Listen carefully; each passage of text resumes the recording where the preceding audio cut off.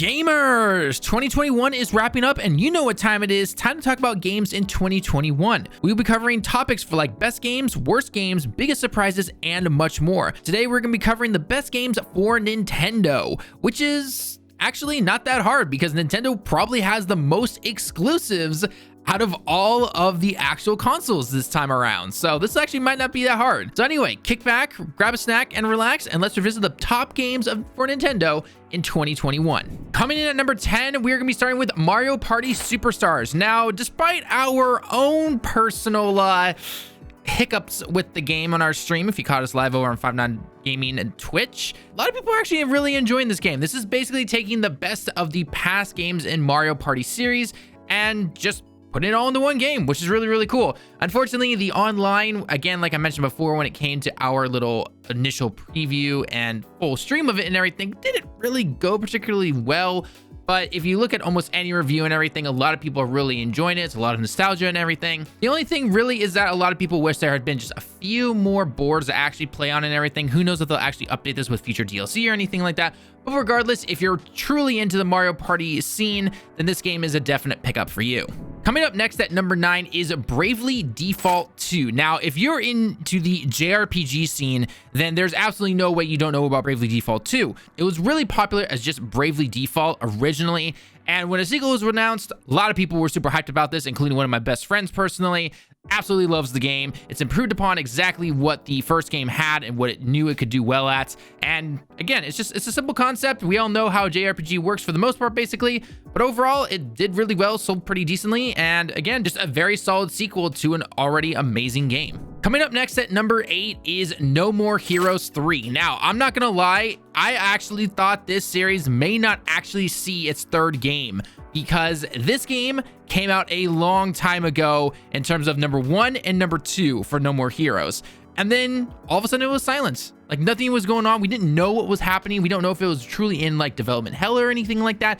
And then all of a sudden it came out for the Switch in 2021. So it's definitely had its long hiatus, but if you enjoy action games, then this is absolutely an amazing game for you, along with a few weird quirks and some weird mechanics that they have in this game. But regardless, nonetheless, it still played great compared to its predecessors and everything, and it's just an awesome game to pick up if you're into the No More Heroes series. Coming in at number 7, we've got Ware Get It Together. Now, our own personal Goresh was very happy when this game was announced, and when it released, he definitely played it over on our Twitch channel. It was a lot of fun for him, and a lot of people just enjoy these little mini games and everything like that. I even saw a lot of YouTubers over here in Japan personally that personally love this little game. It's a little different from your typical Mario Party type game where it's just more mini games, kind of akin to kind of like a brain teaser type games. But regardless, it was still a lot of fun for a lot of people that picked it up. It definitely flies under the radar compared to your big titles and everything. But regardless, if you got some extra cash hanging around and you want to get some fun little mini games in for you and your friends and your family, definitely worth a pickup. And at number 6, we've got a game that I actually never thought would ever be released. As we just said it about No More Heroes, this one is even more, and that is of course Neo The World Ends With You. The original World Ends With You game released over 10 years ago, and when this was announced, everyone was like, heck to the yes, it's about time this game came out. Now, ignoring what Square Enix saying that it didn't sell as well when it actually pretty much did, but Square Enix has always kind of looked at literally every single game they've ever released and been like, it could have done better, or you know, they compare it to something like, hey, Final Fantasy VII sold this much, why isn't this selling as much? It's like, are you really comparing that? But regardless, getting off of that, Neo The World Ends With You basically improved upon everything from the original game, and it was actually able to bring it over to an actual console release, unlike its original Switch release for the first game. Again, the first game came out on the DS, and this game is on the Switch. But it was definitely an improvement over that. Everything from the combat, the story, you name it, it's absolutely amazing. Anyone who's ever played the original game definitely has to pick this game up no matter what. Coming in at number 5 is going to be Shin Megami Tensei V. Funny enough, the 5s match up. Anyway, regardless, anyone who has been a big Shin Megami Tensei fan will obviously love this game. It got absolutely amazing reviews from all of the big critics and everything, and a lot of fans definitely enjoyed this game.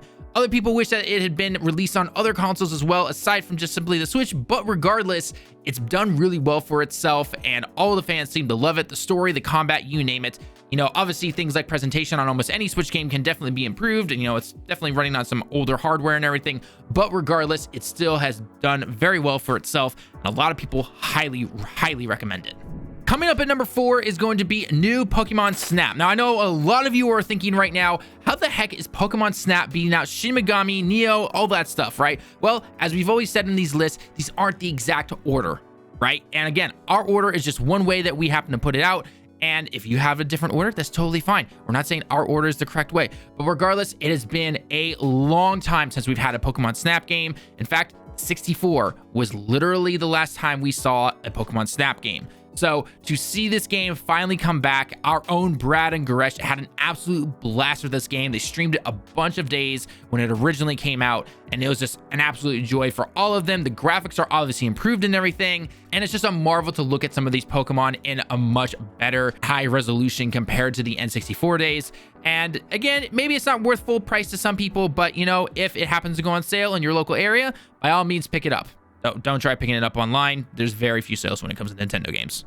Getting into our top 3, we gotta hit one of the big ones, and that is, of course, Monster Hunter Rise. This is the 6th game in the main line of the Monster Hunter series, and a lot of people were super excited for this one. This is actually getting a PC release as well in 2022, so if you're a PC fan and you've wanted to play this on a much beefier machine, keep your eyes up for that one. But regardless, if you also have it on the Switch, it has been an absolute joy for everyone to play. Everyone that plays Monster Hunter is absolutely just in love with the gameplay, the story, the mechanics, everything, and this just simply improves upon everything just going forward as it usually does.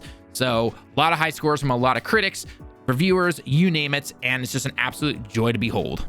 Coming in at number 2 is going to be a game that was most recently released about a month ago, give or take, but it's Pokemon Diamond and Pearl. Now, a lot of people definitely criticize this game because it was an exact remake, and it wasn't taking all of the improvements that the Pokemon series has improved upon over the years.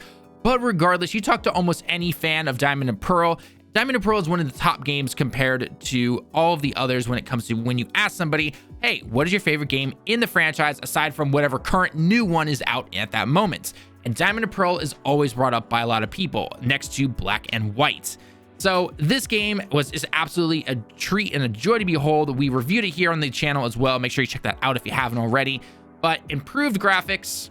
But aside from the controversy chibis that we saw and everything like that, which is basically just a throwback to how we originally played this game and everything, it definitely worked out really well. Aside from that black screen and it's loading into the main screen, that definitely takes a while there. Wish they had kind of flattened that out a little bit.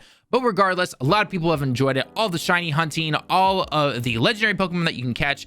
Absolutely a joy to behold. If you're a Pokemon fan, definitely worth a pickup, and it can kind of hold you over until January when Legends Arceus comes out. Finally, coming in at number 1, I think it's pretty obvious for this one, and it is going to be Metroid Dread. I mean, how could we not have Metroid Dread as our number 1 game for Nintendo this year? It finally put Metroid back on the map, and it's about time. Metroid has been severely underrepresented in this current era, and it is just a joy to behold to see this game finally flourishing. In fact, the game did so well that articles in Japan and other countries as well were talking about how this is mainly made for the West.